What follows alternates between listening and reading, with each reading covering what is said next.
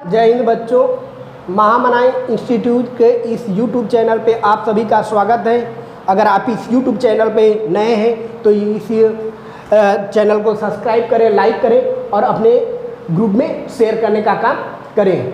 आप पढ़ रहे थे, यानी हम सभी लोग मिल करके पढ़ रहे थे क्लास 12 हिंदी मीडियम, जीवों में जनन। जीवों में जनन की प्रक्रिया होती क्या है, इसके बारे में बताया गया है पिछली क्लास में या पिछले वीडियो में आप देख सकते हैं। बताया गया है कि जीवों में जनन की जो प्रक्रिया होती है, सामान्यतः दो प्रकार की प्रक्रिया होती है, एक अलैंगिक जनन और दूसरा लैंगिक जनन। इसके अतिरिक्त एक और प्रकार होता है जिसको हम कहते हैं कायिक जनन, यानी वेजिटेटिव प्रोपगेशन के नाम से जानते हैं। आइए उसके आगे का पढ़ते हैं क्या है। लैंगिक जनन की कुछ घटनाएं, इवेंट्स इन सेक्सुअल रिप्रोडक्शन, यानी लैंगिक जनन में वह कौन सी प्रक्रिया होती है, यानी लैंगिक जनन के बाद की जो घटनाएं या उसकी जो लैंगिक जनन में घटित होने वाली प्रक्रियाएं कौन कौन सी होती है उसके बारे में अध्ययन करते हैं। इसके बाद इसमें आता है निषेचन पूर्व घटना, यानी फर्टिलाइजेशन से पहले की जो प्रक्रिया होती है उसे हम क्या कहते हैं, निषेचन पूर्व घटना के नाम से जानते हैं या प्री फर्टिलाइजेशन इवेंट्स के नाम से जानते हैं। आइए देखते हैं निषेचन पूर्व घटनाएं कौन कौन सी होती है। इसके अंतर्गत देखेंगे युग्मक जनन, यानी गैमेटोजेनेसिस। गैमेटोजेनेसिस यानी युग्मक जनन की प्रक्रिया क्या होती है।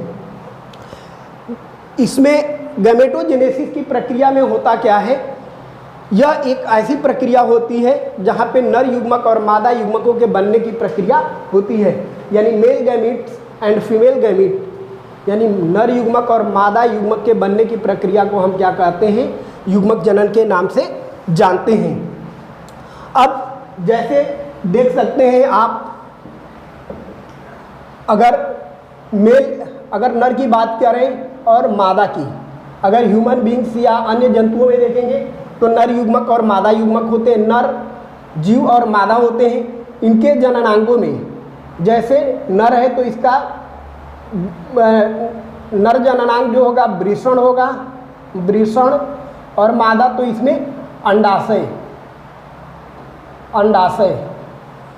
वृषण कोशिकाओं में, यानी वृषण जो संख्या में 2 होती हैं, इसमें क्या होता है, युग्मकों का निर्माण होता है, यानी शुक्राणु का निर्माण होता है, शुक्राणु। और अंडाशय में क्या होता है, अंडकोशिका। अंडकोशिका ये यन के फॉर्म में होते हैं, यानी अयुग्मित कंडीशन में होते हैं। यानी इनके बनने की प्रक्रिया को ही हम क्या कहते हैं, गैमेटोजेनेसिस के नाम से जानते हैं। गैमीट्स होते कितने प्रकार के हैं, तो गैमीट को देखेंगे तो ये मुख्य रूप से जो होते हैं ये 2 प्रकार के होते हैं। समयुग्मजी, यानी जो युग्मक होते हैं वे सामान्यतः 2 प्रकार के होते हैं। एक होता है समयुग्मजी जिसको आइसोगैमिट्स के नाम से जानते हैं, और दूसरा होता है विषम युग्मक जिसको हेट्रोगैमिट्स के नाम से जानते हैं। समयुग्मजी यानी आइसोगैमिट से तात्पर्य है ऐसे युग्मक जो समान प्रकार के संरचना के होते हैं, कार्यकी और आकार्यकी, मतलब कार्य और संरचना में जो समान प्रकार के होते हैं, एक समान संरचना वाले गैमीट होते हैं या युग्मक होते हैं, उसे समयुग्मकी या आइसोगैमिट्स के नाम से जानते हैं। इस प्रकार के जो गैमीट्स यानी युग्मक पाए जाते हैं जो यूलोथ्रिक्स, स्पाइरोगायरा इत्यादि जलीय जीवों में पाए जाते हैं। ठीक है, यानी ये संरचना में समान प्रकार के रहेंगे और कार्य में भी क्या होते हैं, समान प्रकार के होते हैं। देखने में इनमें अंतर स्पष्ट नहीं होता है, यानी दोनों समान तरह के होते हैं, इसलिए इन्हें समयुग्मकी के नाम से, समयुग्मक के नाम से जानते हैं। विषम युग्मकी यानी हेट्रोगैमिट्स, ये संरचना और कार्य में क्या होते हैं, एक दूसरे से भिन्न होते हैं, इसलिए इसे विषम युग्मकी के नाम से जानते हैं। अब देखते हैं कि विषम युग्मकी में होते क्या है। विषम युग्मकी में ये संरचना और कार्य में अलग अलग होते हैं, इसलिए इसे विषम युग्मकी के नाम से जानते हैं। जैसे आप देखेंगे फ्यूकस तथा मानव। फ्यूकस एक जलीय भूरा शैवाल होता है जिसमें नर गैमीट्स, नर युग्मक और मादा युग्मक का जो निर्माण होता है वे अलग अलग तरह के होते हैं, मतलब विषम प्रकार के, संरचना में भी अलग होंगे और कार्य में भी अलग होते हैं। ठीक है, और मानव में भी देखेंगे मानव में देखेंगे तो संरचना में जो नर युग्मक होता है ऐसी संरचना होती है, मान लीजिए ऐसी, या इसको संरचना ऐसे बना दे, ये शुक्राणु का हो गया, ये अंडाणु, मतलब इसमें टेल लाइक स्ट्रक्चर बना होता है, ये नर युग्मक होता है, और ये जो होते हैं मादा युग्मक कहलाते हैं। यानी एक कार्य और संरचना में दोनों क्या होते हैं, अलग अलग प्रकार के होते हैं, इसलिए इसे विषम युग्मक के नाम से जानते हैं। अगर सम युग्मक में देखेंगे तो यूलोथ्रिक्स हो गया, इसमें संरचना जो होती है एक समान, यानी क्लेमाइडोमोनास और इसमें जो होते हैं एक समान संरचना के होते हैं, इस तरह के इसे सम युग्मक के नाम से जानते हैं। ठीक है, अब इसके बाद आते हैं युग्मक के बाद की क्या प्रक्रिया होती है, जीवों में लैंगिकता। जीवों में लैंगिकता यानी सेक्सुअलिटी इन ऑर्गेनिज्म, जीवों में लैंगिकता की प्रक्रिया होती क्या है उसके बारे में देखते हैं। यानी कितने प्रकार के लैंगिक लक्षण पाए जाते हैं, यानी कितने प्रकार के लैंगिकता होती है, तो इसके आधार पे देखेंगे तो जीवों में लैंगिकता जो होती है, यानी लैंगिकता के आधार पे जो जीव होते हैं मुख्य रूप से दो प्रकार के होते हैं। एक होता है एकलिंगी यानी डायसियस। एकलिंगी का मतलब ऐसे जंतु यानी ऐसे जीव जिनमें नर या मादा, यानी अगर पुष्प है या पौधा है तो उसमें नर पौधा अलग रहेगा और मादा पौधा अलग होगा, या फिर इसमें नर जननांग जो बनते हैं अलग पुष्प पे रहेंगे और मादा जननांग जो होते हैं अलग पुष्प पे पाए जाते हैं। ऐसे पौधों को हम डायोसियस या एकलिंगी के नाम से जानते हैं। जैसे यानी ये अलग अलग पौधों पे इसके जननांग स्थित होते हैं, जिसमें मार्केंसिया जिसको लीवर हट के नाम से जानते हैं, इसमें इस तरह की प्रक्रिया होती है। मानव में भी क्या होते हैं, नर जननांग अलग रहेगा, और यानी नर जननांग नर में और मादा जननांग मादा में पाए जाते हैं। इसके अलावा देखेंगे आप पपीता के पौधे में देखे होंगे दो तरह के पपीते होते हैं, एक जो होता है नर पौधा होता है और दूसरा मादा पौधा होता है। जिसमें फल लगता है, यानी फल लगने की जो प्रक्रिया होती है वो मादा पौधा होता है, और जिसमें सिर्फ पुष्प लगते हैं लेकिन फल का निर्माण नहीं होता है, ऐसे पौधों को हम क्या कहते हैं, नर पपीता के नाम से जानते हैं। ठीक है, यानी एकलिंगी का मतलब होता है ऐसे जीव या जंतु जिनमें नर जननांग नर में लगते हैं और मादा जननांग का विकास मादा में होता है, ऐसे जीवों को एकलिंगी या डायोसियस के नाम से जानते हैं। दूसरा आता है द्विलिंगी। द्विलिंगी को बाइसेक्सुअल या मोनोसियस के नाम से जानते हैं। इसका तात्पर्य है द्विलिंगी या बाइसेक्सुअल, या एक और नाम से इसको जानते हैं और हर्माफ्रोडाइट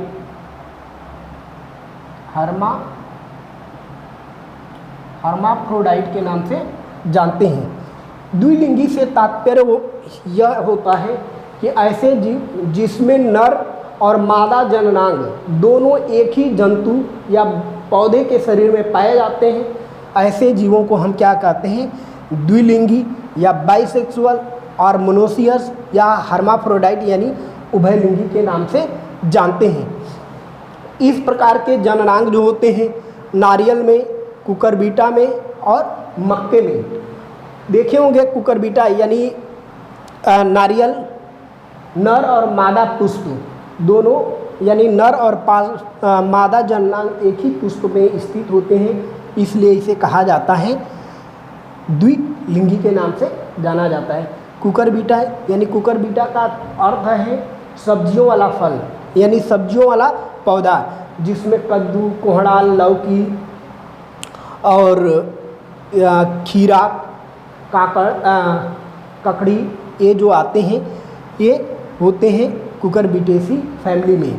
इस पौधों में इस तरह का जननांग पाए जाते हैं। और मक्का में देखे होंगे कि नर जननांग और मादा जननांग दोनों पाए जाते हैं। नर जननांग जो होते हैं धागे के समान संरचना, अगर मक्का का फल देखे होंगे तो उसमें धागे की समान संरचना जो निकली होती है, उस पर क्या होते हैं, उस पालन ग्रेन्स होते हैं जो ऊपर पाए जाते हैं, और जो अंदर वाला भाग जो कवर किया होता है उसमें होते हैं फीमेल रिप्रोडक्टिव ऑर्गन यानी मादा जननांग पाए जाते हैं, और उस पर जो पराग कण होते हैं गिरने के बाद अंदर जाते हैं और वे फर्टिलाइजेशन की प्रक्रिया यानी निषेचन की प्रक्रिया को संपन्न करने का काम करते हैं। यानी नर जननांग और मादा जननांग जिन जीवों में या पौधों में एक ही जीव या जंतु या पौधे के शरीर में पाया जाता है, ऐसे जीवों को हम क्या कहते हैं, द्विलिंगी के नाम से जानते हैं। ठीक है, अब आते हैं उसके बाद है युग्मक। युग्मक स्थानांतरण यानी गैमीट ट्रांसफर। युग्मकों का स्थानांतरण कैसे होता है, यानी जब जनन की प्रक्रिया होती है तो नर युग्मक मादा युग्मक से मिलेंगे कैसे, यानी मेल गैमीट्स फीमेल गैमीट से फ्यूज कैसे करेंगे, तो उस प्रक्रिया को ही हम क्या कहते हैं, युग्मक स्थानांतरण यानी गैमीट फॉर्मेशन के नाम से जानते हैं। यह जो प्रक्रिया होती है दो प्रकार से होती है, यानी जो गैमीट मेल गैमीट होते हैं दो तरह के होते हैं, एक चल युग्मक होता है यानी मोटाइल गैमीट्स होता है, और दूसरा अचल युग्मक या बीजाणु होते हैं जिसको नॉन मोटाइल गैमीट्स के नाम से जानते हैं। नॉन चल युग्मक होते हैं, इसके लिए जल की आवश्यकता होती है। चल युग्मकों को जो चल युग्मक होते हैं यानी जो नर युग्मक होते हैं, मादा युग्मकों तक पहुंचने के लिए जल अति आवश्यक होता है, या कह सकते हैं कि इन्हें माध्यम की आवश्यकता होती है। बिना माध्यम के यह मादा युग्मक से मिल नहीं सकते, इसलिए ऐसे युग्मकों को क्या कहते हैं, चल युग्मक कहते हैं, और इसके लिए जल अति आवश्यक होता है। इस प्रकार के युग्मक जो पाए जाते हैं शैवालों में पाए जाते हैं, उसके बाद ब्रायोफाइटा में पाए जाते हैं। ब्रायोफाइटा जिसको पादप जगत का क्या कहते हैं, उभयचर के नाम से जानते हैं। ठीक है, जल में भी पाए जाते हैं और स्थल में पाए जाते हैं, इसलिए इन्हें पादप जगत का उभयचर कहते हैं। उसके बाद टेरिडोफाइटा, टेरिडोफाइटा में भी इस प्रकार के युग्मक पाए जाते हैं। अब आगे देखते हैं,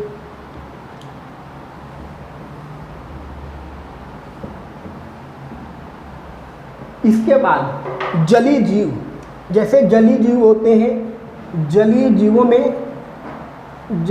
में जो युग्मक होते हैं चल युग्मक पाए जाते हैं। जलीय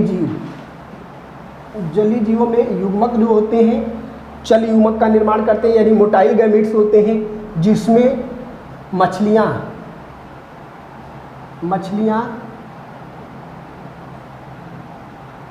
एवं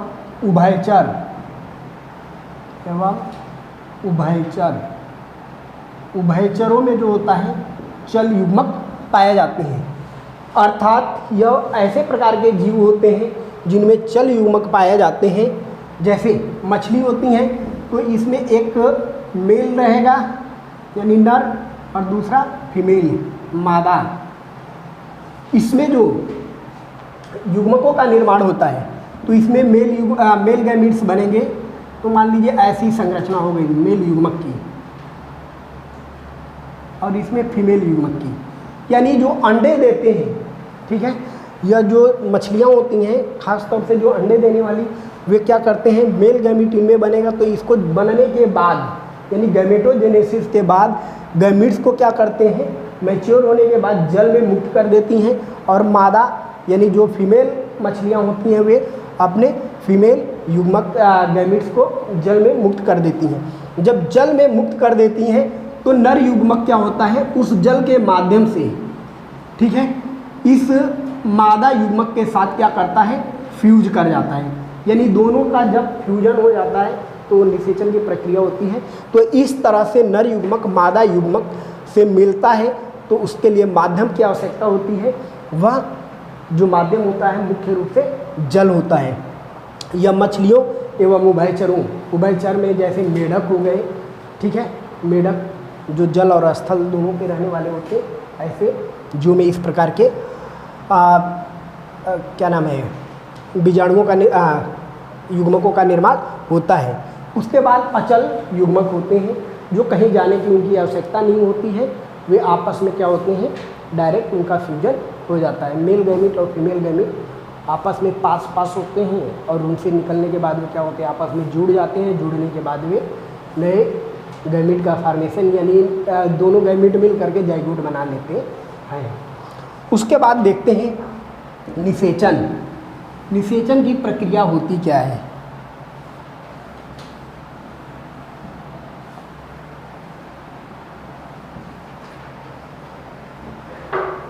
फर्टिलाइजेशन,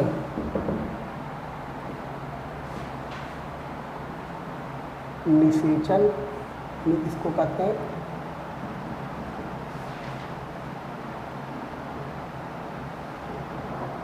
फर्टिलाइजेशन से तात्पर्य क्या है? जो फर्टिलाइजेशन से का आशय, फर्टिलाइजेशन का मतलब होता है नर युग्मक तथा मादा युग्मक जब आपस में मिलते हैं यानी फ्यूज करते हैं, नर युग्मक और मादा युग्मकों के फ्यूज करने के या जुड़ने की प्रक्रिया या संयुग्मन की प्रक्रिया को ही हम क्या कहते हैं? निषेचन के नाम से जानते हैं।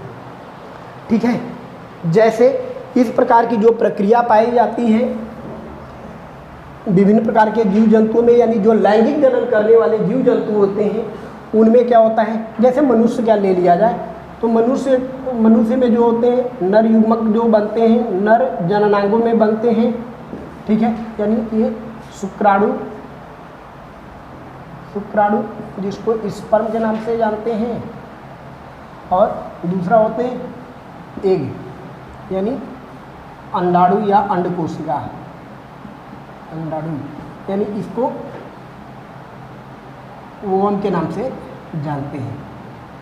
ठीक है, इनका जो निर्माण होता है गैमेटोजेनेसिस या युग्मक जनन की जो प्रक्रिया होती है, युग्मक जनन के उपरांत जब ये मैच्योर हो जाते हैं, बन जाते हैं, तो बनने के बाद ये क्या होते हैं, नर युग्मक यानी शुक्राणु और अंडाणु यानी ओवम, ये फीमेल रिप्रोडक्टिव ऑर्गन में बनते हैं यानी ओवरी में।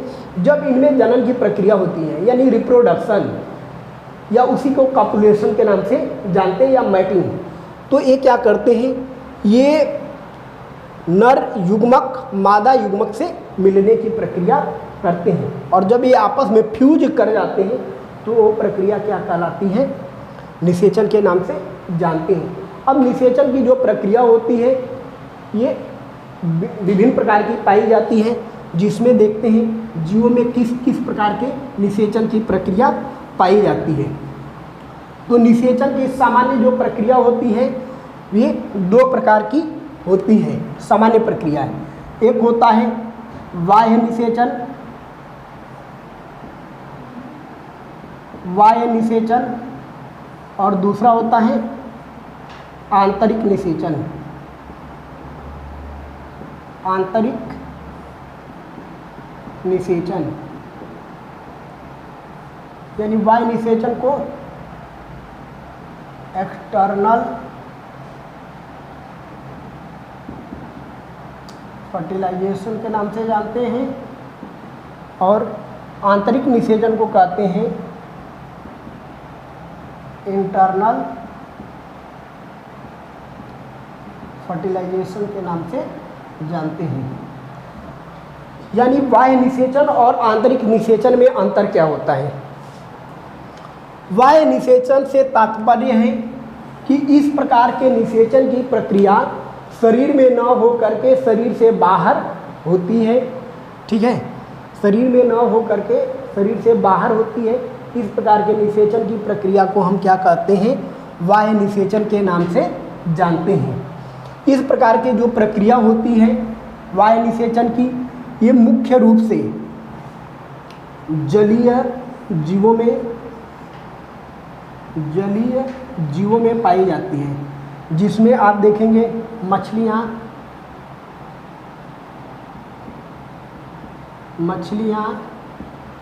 उभयचर जैसे मेढक हो गया, मेढक इत्यादि में होता है। अब जलीय जीवों में ये कैसे होता है, इसमें क्या होता है, जैसे मछली हो गई तो मछली में एक नर और दूसरा मादा, नर जो होता है नर युग्मक का निर्माण करेगा, और मादा जो होते हैं मादा युग्मक का निर्माण करेगा। और बनने के बाद ये दोनों क्या करते हैं, जब मैच्योर हो जाते हैं इनके नर युग्मक और मादा युग्मक, तो ये दोनों क्या कर देते हैं, जल में मुक्त कर देते हैं। जब जल में मुक्त कर देते हैं तो ये दोनों आपस में क्या करते हैं, मिल करके यानी फ्यूज कर जाते हैं और फ्यूज करने के उपरांत इनमें क्या होता है, निषेचन, यानी फ्यूज करते हैं। फ्यूज करने के उपरांत यानी नर युग्मक, जिसको गैमीट के नाम से जानते हैं, गैमीट, मेल गैमीट ये हो जाएगा, और ये फीमेल गैमीट, यानी फीमेल गैमीट, ये जो होते हैं हैप्लॉइड होते हैं, यानी अयुग्मित होते हैं। जब ये दोनों आपस में मिल जाते हैं तो ये दोनों 2n के फॉर्म में आ जाते हैं, यानी डिप्लॉयड हो जाते हैं, जिसको हम क्या कहते हैं, जाइगोट के नाम से, या इसको युग्मनज के नाम से जानते हैं।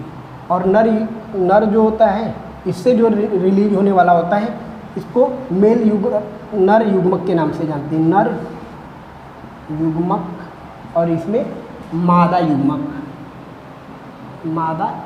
के नाम से जानते हैं। और मिलने के बाद जो जाइगोट का निर्माण करते हैं, यानी जो अगुणित होते हैं मिल करके द्विगुणित हो जाते हैं, जो जाइगोट यानी युग्मनज का निर्माण करते हैं, यानी जो बाह्य निषेचन की प्रक्रिया होती है। इसके अलावा बाह्य निषेचन यानी मछलियों में और मेढकों यानी उभयचरों में ये सामान्य प्रकार की प्रक्रिया पाई जाती है। अब देखते हैं आंतरिक निषेचन की प्रक्रिया। आंतरिक निषेचन में होता क्या है? जो आंतरिक निषेचन की प्रक्रिया होती है, यह जो होता है शरीर के अंदर होती है। इसमें दो चीज़ें आपको मिलेगा कि बाह्य निषेचन की प्रक्रिया कहाँ संपन्न होती है। तो बाह्य निषेचन की जो प्रक्रिया होती है, यानी एक्सटर्नल फर्टिलाइजेशन होता है, यह शरीर के अंदर ना हो करके शरीर के बाहर यानी जल इत्यादि में संपन्न होती है। जबकि आंतरिक निषेचन यानी इंटरनल फर्टिलाइजेशन की जो प्रक्रिया होती है, ये शरीर के अंदर होती है। इस प्रकार के निषेचन की प्रक्रिया सामान्यतः जो जीव होते हैं, ये जैसे मनुष्य, इसका बेस्ट उदाहरण आपको मिलेगा मनुष्य में इसमें भी क्या होते हैं, नर और दूसरा मादा। इसमें नर युग्मक जिसको हम क्या कहते हैं, शुक्राणु बोलते हैं, और मादा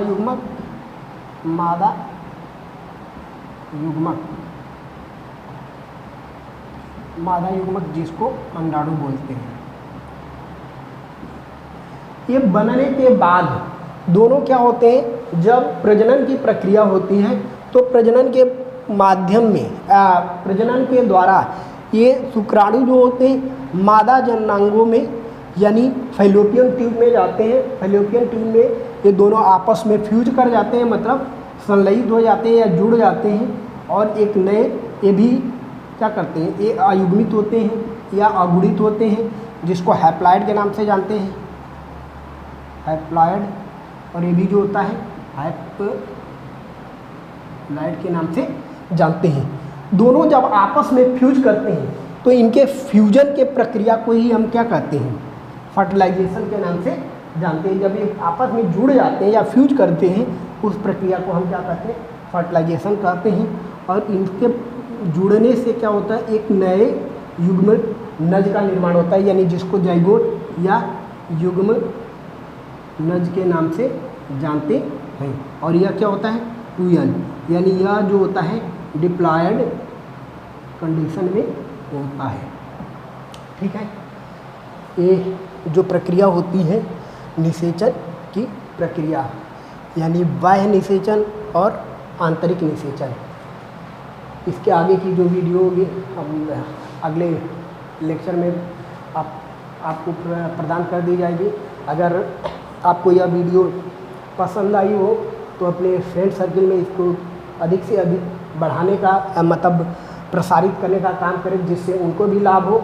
और आपको पूरे जितने भी वीडियो मिल रहे हैं क्रम वाइज से, चाहे फिजिक्स के हों, केमिस्ट्री के हों, मैथ के, बायो के, सब एक सीरियल वाइज से पढ़ाया जा रहा है। आप रेगुलर बनिए और अपना नोट्स बनाते चलिए। जहाँ पे दिक्कत हो आप कमेंट बॉक्स में अपना कमेंट छोड़ सकते हैं।